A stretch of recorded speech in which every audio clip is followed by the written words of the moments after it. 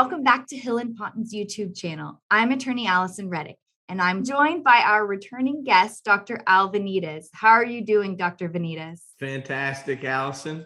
Always great to be back and doing the podcasts with you folks at Hill and Ponton.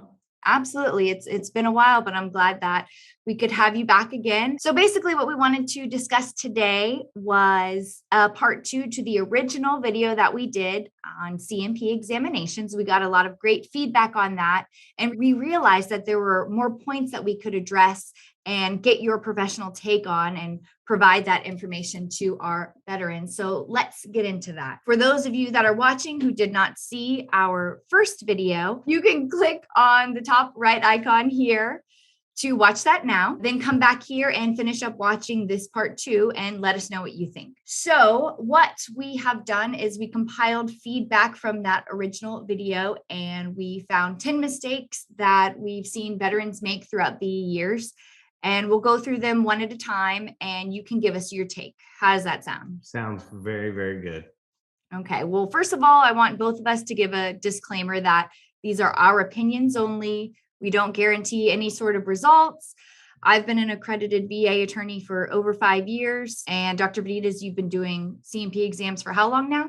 Been about 8 years now, going on into 8 years. So we both have seen and read and discussed many CMP examinations.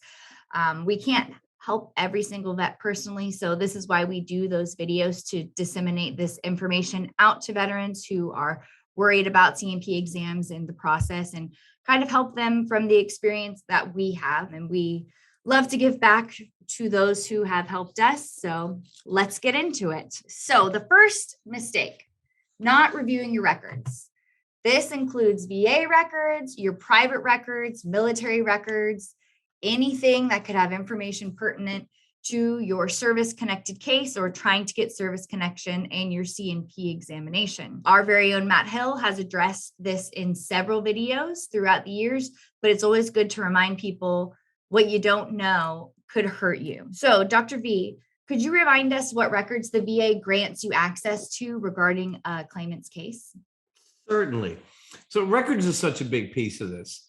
And the VA offers a C file, electronic C file, which contains all kinds of information that the veteran has done while in service. This is the DD-214, which has dates of service, branch of service, badges, medals, accolades they had achieved maybe in combat scenarios, or shown particular types of training or schools they went to. The records also let us to see an entrance exam along with a separation exam, which can really show the difference between how a veteran presented mental health wise coming into the service versus exiting. Buddy statements are something else that we look at, which could be from those living in the home, family members, significant others, but as well as other veterans the veterans serve with, or superiors. Those are the main things, but also any type of legal records that you could attain, or visits to clinics or things like that. A lot of that stuff is very difficult to obtain. If they are in the records, we use them, but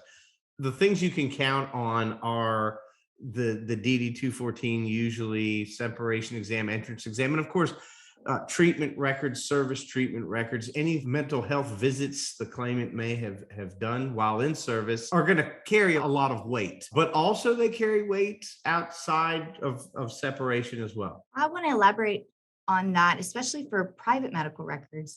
Although the VA and your initial claims have a duty to assist if you tell them you get treatment at these out of network from the VA places, they'll try to get it. But from what I see, they'll try once. And if they can't get it easily, they won't get it. And those are your personal medical records. You have every right to ask your private providers for copies of your records, and you can add those to your C file as well. So that kind of points me into what I wanted to follow up on is, how often are you seeing vets be surprised about what is and isn't in their C file? Because in my experience, they think there's a lot more in there than there is. And a lot of times there are things that are missing. Yeah, and then that's something that could go either way. Some people are surprised that there is that much. Others are surprised because the record is so sparse. I thought they'd at least have this or have that.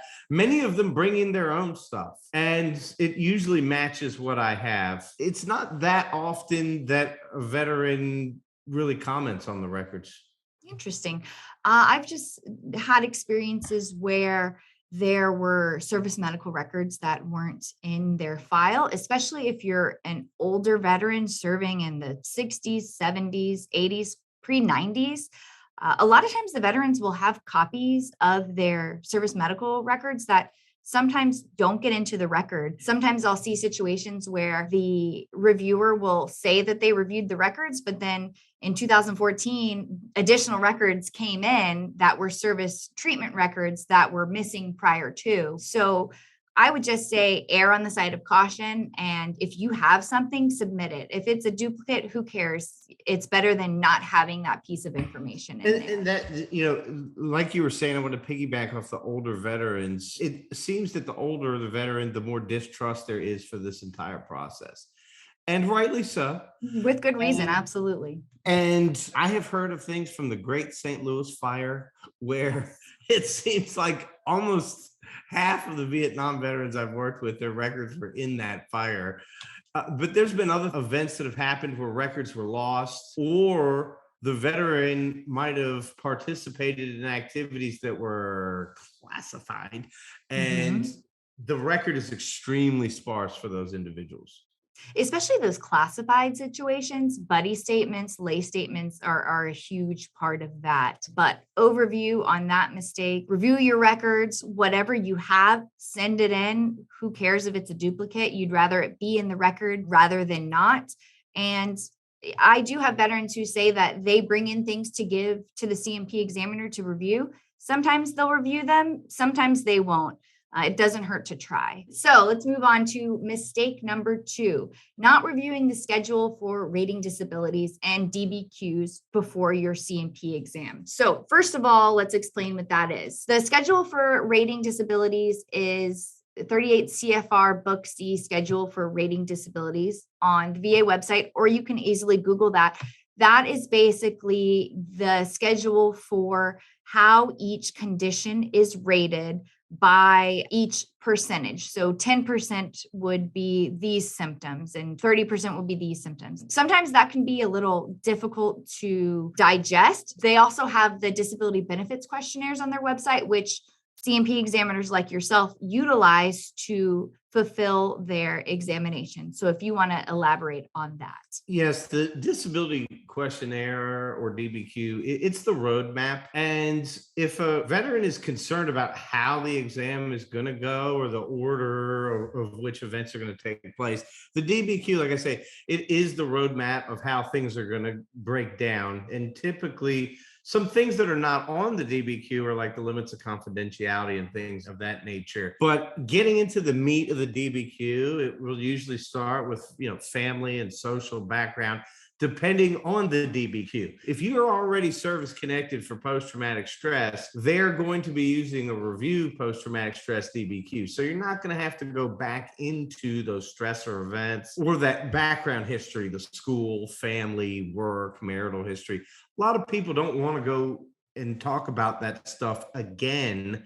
And that is so much of the anxiety, is that fear and that apprehension of having to come back in and relive those moments. So knowing just why you're coming to the C&P exam, is this a review? Is this my first one? That makes a difference on the type of DBQ the provider is going to be using. Absolutely. And I think we want to harp on the fact that reviewing that is just to see what to expect. Don't go in there and just, say all of the symptoms, because then they're going to say you're malingering or you're making things up. It's just kind of for you to prepare what kind of questions they're going to ask you. Be honest with the symptoms that you're experiencing, just because one symptom is in one criteria and you suffer from that, but you also have some in the higher criterias. Don't get lost in the woods there. This is more for comfort for you to review what is going to happen. That's what I would think. Would you agree with that?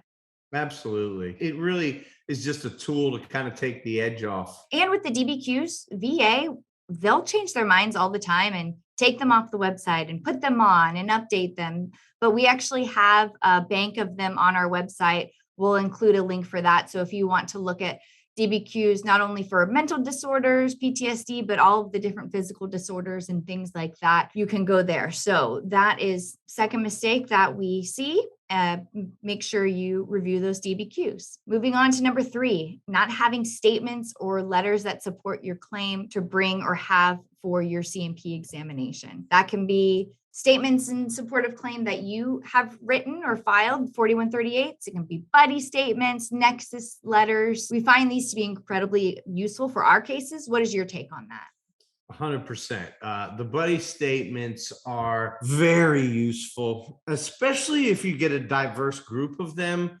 If you have somebody in the home, like a daughter or a son, even if they're grown, to talk about how dad changed or how mom changed after those events, the things that they were doing versus, maybe more explosive now, or, not as eager to leave the house. It's difficult to go to family functions and things like that. Also, it gives you an insight as to how the person was seen. You get somebody that's Lewis Jones or something like that.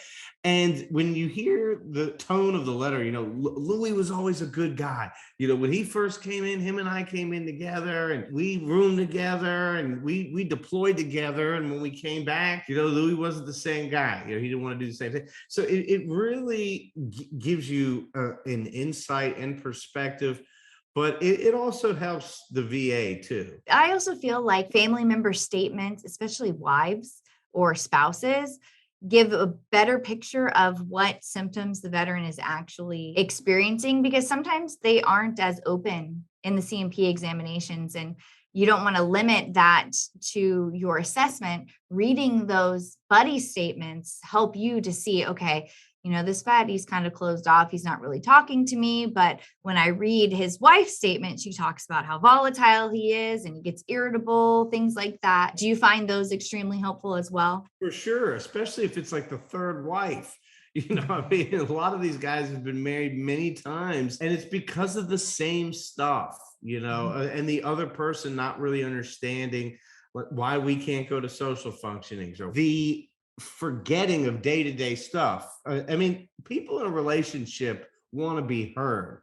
So if I tell you, hey, don't forget to pick up the creamer when you're at the store, but you're the veteran in the store and so hyper vigilant about, okay, what's my quickest way out of this place? Why is that guy wearing a trench coat? It's 100 degrees. And I forget to pick that item up. It's nothing personal, and so I do feel like you get so much perspective from a significant other or somebody who's living with the veteran, getting to see that day-to-day interaction. A lot of times they start behaving in the same way, so I like to compare, even what I'm seeing in the session, if they happen to be there. Absolutely. And put in as many statements as you can. More evidence is not going to hurt you. I know a lot of times it's hard to find people who served with you, but if you were married to your significant other back when you were in service and you told them about whatever happened, that is a viable piece of evidence that can be used as well. So sometimes you got to think outside of the box and approach it from different angles. You may not have the piece of evidence that you need, but there are ways to have circumstantial and additional evidence that can help your case. To show how things changed. Absolutely. How things got worse. Like, I never had these problems, but look at this. I'm having legal problems. Always go with the over on evidence. Absolutely. Okay. Mistake number 4, not researching your assigned examiner and location of your CMP exam. So like we discussed in past videos and discussed at the beginning of this video, not every examiner is equal. We have great examiners who are very thorough, like yourself, but then we also have examiners and veterans who tell us that they have the exam within 5 minutes and it's done. I think researching is important, especially now. There's a new regulation that came out, but for military sexual trauma cases, I don't know if it's specific to that or cases in general, but you can actually choose the gender of your provider. You can request if it's sensitive situations like that. But what is your opinion on researching your provider and where it's going to be at? I think it's a good thing. The people that have researched me have found the comments to be helpful. A couple of them said they weren't even going to come. They looked at it and said, all right, I'm going to give this guy a chance. I have had that happen. And with female claimants that wanted another female, some of them took a chance, and they made that very clear. Like, I wasn't going to come here. And I looked you up, I read the reviews, and I thought that this would be a good thing. So I think it is a good thing. At the same time, I say that, though, I'm not a big person on reviews. And no matter how great any product is, somebody's going to complain about it. Someone out there has a problem.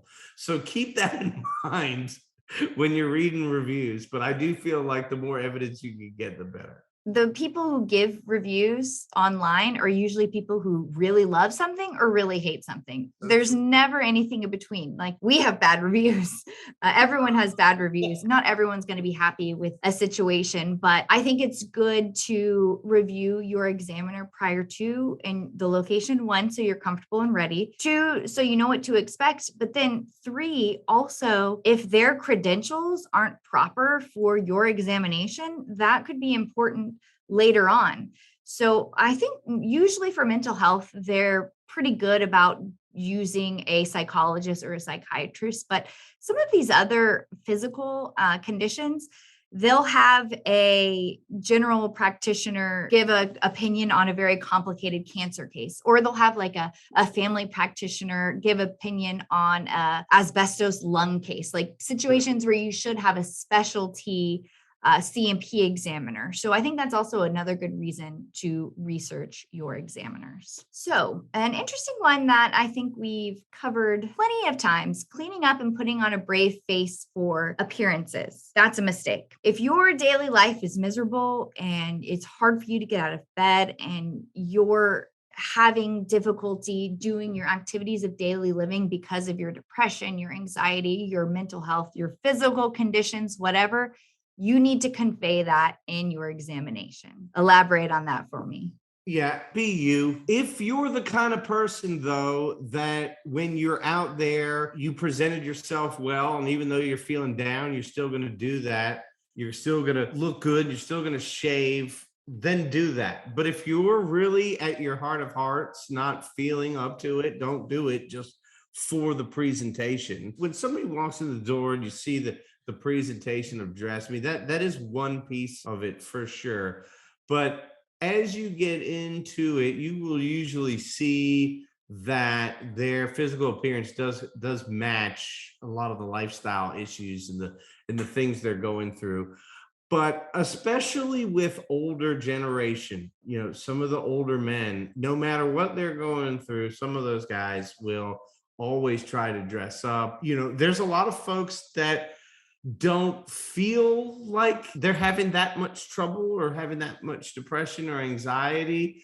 It's in there, but on the surface, you would never know that because the shirt's tucked in, button down shirt with the crease in the pants and a fresh haircut. And not until you really get into it do you see that that's a lot of a front. So people don't dig and find out more. I'm with you when you say do not put on any kind of face, a brave face, or don't look weaker, don't try to look stronger, just be the person that you are on a day basis. And I can't second that enough. Don't overdo it, don't underdo it. Just be yourself and be honest. I mean, talk about your symptoms and the issues you're having. If you are the kind of person who you struggle every single day, but you don't want to show up to that examination how you look every day, then tell the examiner that. Be like, look, most days I don't change my clothes, but I wouldn't want to put you in that position. I would be embarrassed. But you're not in my house. You're not there every day to see me. I'm had to come out in public. So I did what I could. I would just be honest about it. For sure. And I've told people sometimes, always at the end is where we have this like closure session or moment. And there's something in the beginning I wanted to say, but I won't say it until we have that rapport at the end. And I will say something like, you clean up real good, don't you? And nobody would really know what you're going through unless they really got into it with you, because you look good on paper. Nobody would really know that you're going through that kind of sorrow And then they'll usually say, I don't want them to know. I want them to think everything's okay. Those kinds of things. Another area of this that I see a lot that I'm curious to get your opinion on is sometimes I will read C&P examinations where the examiner presents as if they're building rapport and they're like, how are you doing? What kind of sports do you like? This and that. And the veteran answers and kind of gets focused on that. And then they don't really ask them any questions about their condition. And then the examiner will say, veteran says he watches football every Sunday with his friends, no complaints. I know you don't do that, but I guess the thing that we would tell veterans is you're going to be polite and make small talk to build rapport, but also make sure you come back to the symptoms that you're experiencing. I know that the C&P examiner kind of runs the show and runs the flow of it, but you still got to talk about why you're there. And if the examiner hasn't said anything to you about what symptoms you're having, I mean, that's kind of a red flag. And if you can, talk about it. And that's a good point. Some claimants will go too hard one way or the other. Every single thing is, oh yeah, I'm having anxiety. But then you get some people who I call that are surfing through the exam, and you can kind of tell there's some issues, especially with the records. Baker acted 2 years ago for depression, and depression, nah, it's fine. And if I feel like it's being minimized, because a lot of people just aren't very verbal too, so you're struggling with anxiety, you're struggling with some people that their whole lives may have not been, great at communicating verbally, their feelings especially. So then I started something as simple as alcohol. I drink a lot. Well, what's a lot? I drink every day. Well, what are you drinking? You drink a beer, you drink shots. You start to maybe build the rapport about something as simple as a team they might like or something like that to kind of get them, to say, oh, well, I do that. Like, yeah, I do play golf on Sundays. I will do that. If the claimant isn't feeling like the examiner is getting it or tapping into it, then I might slow the examiner down and clarify and say, well, I am getting out, but we're talking once a week. And all I can think about when I'm there is about getting back home, that kind of explanation to it. I think that's great advice, that if you are having this conversation, just to give more detail about the situations like you explained. So make sure that you are honest with your C&P examiner, which moves us to our next mistake. Mistake number 6, withholding information because you're afraid of what the examiner might say or think. And I know this comes around a lot with suicidal ideation, which we've covered. This also comes around a lot, I see, with competency. I recently had a veteran who's Parkinson's veteran, and the C&P examiner asked him, can you do your finances? And he just said, oh, my wife does them.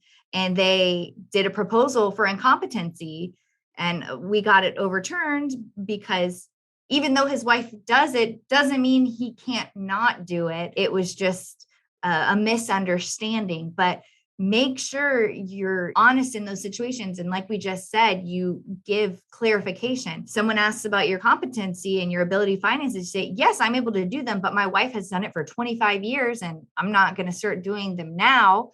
I'm able to do it, but she does that for our family, and I do this. As we're doing this to help veterans, this also needs to be done to help providers, to dig a little deeper, because I've had that situation happen as well with the competency. Frequently, I'll say, are you handling your finances? They say, no, my wife does all that. Could you do it? If she wasn't there, could you do it? And then they will start to say, well, I could do it, but I might make mistakes. I might pay the same bill twice or forget to even pay one, those kinds of things. Even if the veteran came in with some notes written or typed up about points that if the examiner did not hit, to go back to, if we didn't touch on this particular area. Yeah, I feel like if you want to bring in notes for your examination and things like that, I think that's okay. I mean, I could see how some providers or examiners would be like, why are you looking at those notes? And you can be like, well, I have really bad anxiety and I have memory issues, and I just want to make sure everything is covered. Going back about the being honest, the suicidal ideation and things like that. I mean, from my understanding, veterans withhold that because they're scared that they're going to be Baker acted or institutionalized. And I understand that you're only going to do that if it's an active plan and they tell you specifically something that they're going to do that puts others or themselves at harm. Couldn't agree more. Take yourself and put yourself, am I going to walk into some person's office? I don't even know this person. Tell them I might hurt myself. And if there's a possibility of a misunderstanding, I wouldn't want that to be put out there, at least not without getting a good read on the person sitting across from me. The two things the veterans typically will skate around on are the substance abuse and the suicide.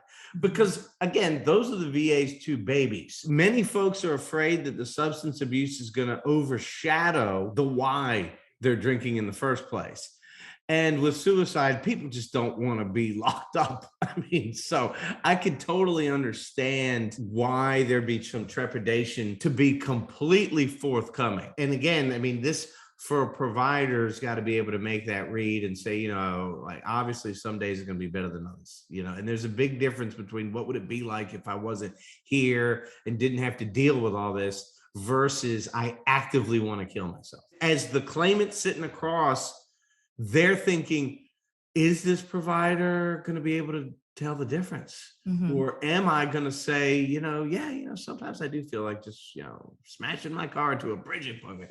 And it's like, oh my God, call them immediately, so that's a read the veteran has to make. Absolutely. And like you always said, the C&P examination is just a snapshot of their life at that point when you're speaking with them. And every day is different and you have different symptoms on different days. And I think that's important to note that, like we said earlier, review the DBQs and things like that to see what they're going to ask. Because I had a veteran today who I was talking to with PTSD, and I was asking about how it affects his ability to work. And he's like, I forgot to tell the examiner that I would get in fights with my superiors and I got kicked out of a class because I got in an argument. And I'm like, these are very important things that the examiner needs to know. So it is good to plan, but don't be afraid of what you think they are thinking about or potential negative ramifications, because most likely those things aren't going to happen. But these pieces of information can be vital for your case. And I think there's a host of reasons of why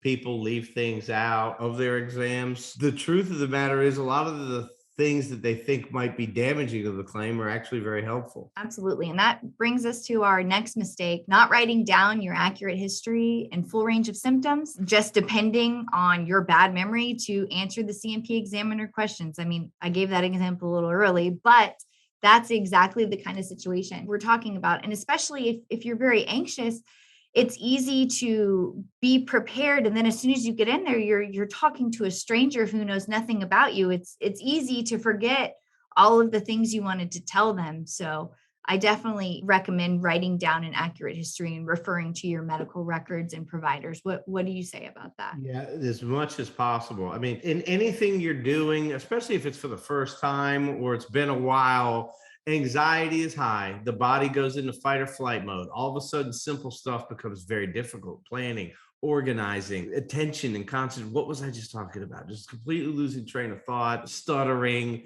So the more that you can kind of have in mind what you want to say, or even to approach the questions, I think you're going to get a better exam. The provider's going to get more of a feel for what's really going on, and it's going to have a better flow to it. Because a lot of times, I'm getting stuff that's choppy. People are all over the place. They're talking about work. Now we're back at family stuff. We're talking about mental health, my doctors. It's like, let's try and stay on this course.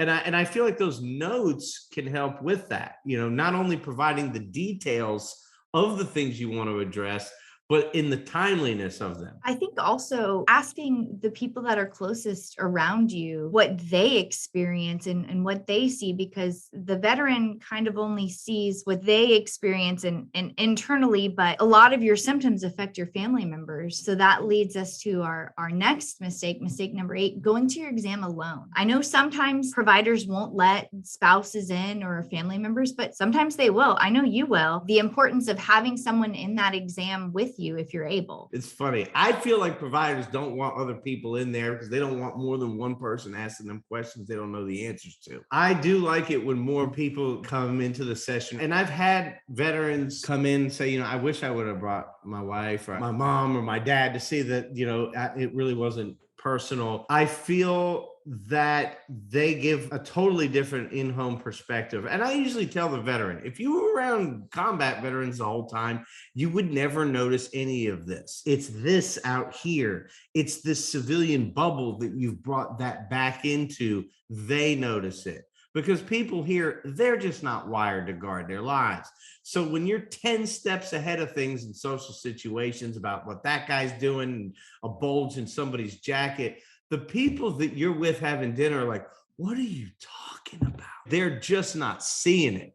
And so the more they get it and to be able to mentally put themselves in some of the things we're talking about, you know, I've had many spouses walk out and say, I've never heard it like that. And it made sense. Education about this helps. I've had a few people say that the more they knew about it, the more it did help in moving forward with the treatment. So yes, I definitely encourage having others to come, but that really is a provider thing. Yeah, and I think they can be there for you when you come out of the examination, because sometimes talking about all of that can be overwhelming, talking about your symptoms and things like that. Or you can be upset that it only lasted 10 minutes and have someone there. I was talking to a veteran this morning about his symptoms, and then I was like, okay, let me talk to your wife. And she was like, yeah, he is minimizing everything. He got in road rage this morning because someone cut him off and he was about to blow a gasket over that. And he has irritability, he doesn't want to talk to me. He barely wants to talk to me. And it's just sometimes veterans are very isolated and they don't want, one, talk about their feelings, and two, talk about it with a stranger. The spouse is going to give you a better picture. So mistake number 9, not bringing your medical devices that you need on a daily basis. This is more for physical symptoms. If you walk with a cane at home or you're in a wheelchair, use those in your examinations. If you aren't able to drive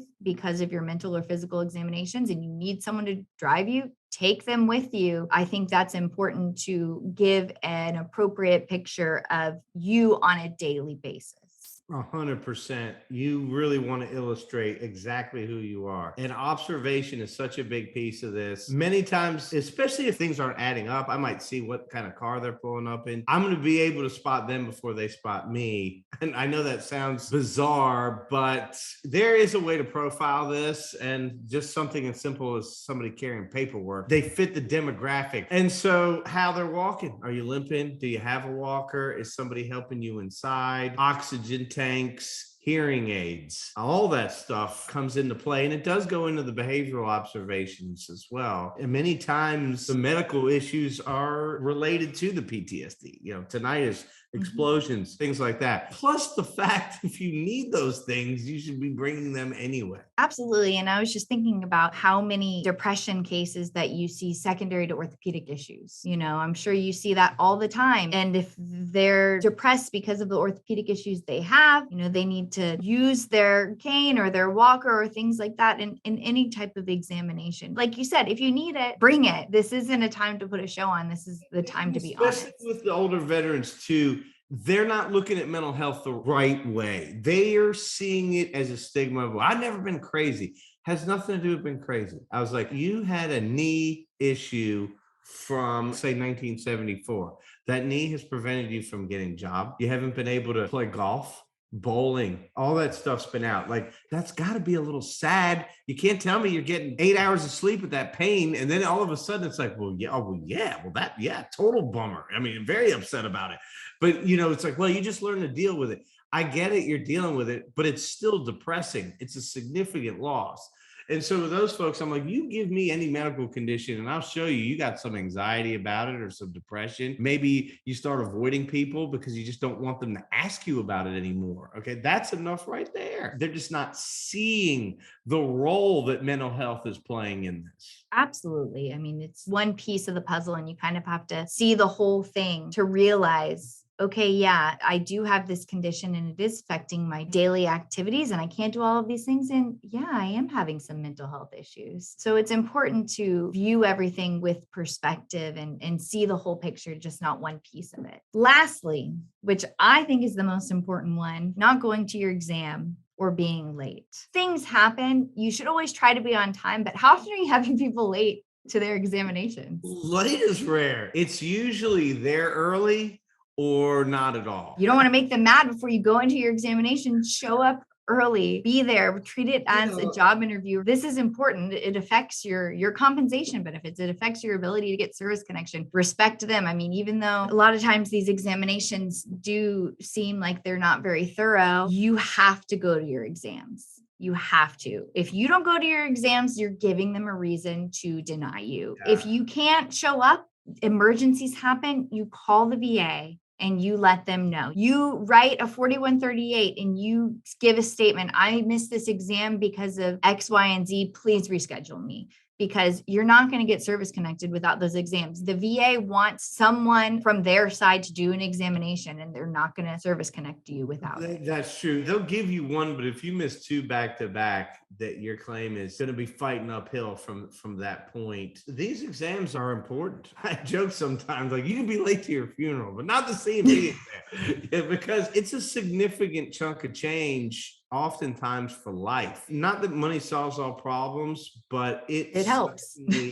Takes some of them away. I mean, so, if you're not having to stress about financials, at least not as much, that certainly takes away some of the anxiety. So then we can focus on other things that are causing anxiety besides just basic civilian survival. And I have so many veterans who tell me, well, I had an awful experience. I don't want to go. I don't want to go. And I'm like, I don't care. I don't care if you want to go or not. You need to go. You're shooting yourself in the foot if you don't go to the exam. And if it's a bad exam, it's a bad exam. But that's in your file now, and you can get an exam from an outside provider or hire an attorney who can help you refute that exam. But they have to have their own evidence in there, or they're not going to move forward. They're just going to deny it. Be on time, be early, and go to your exams, even though you don't want to, even though a lot of the times they're bad. But hey, sometimes they're good and you can get a good provider like Dr. B. Definitely want to go to your exams. Try to be early,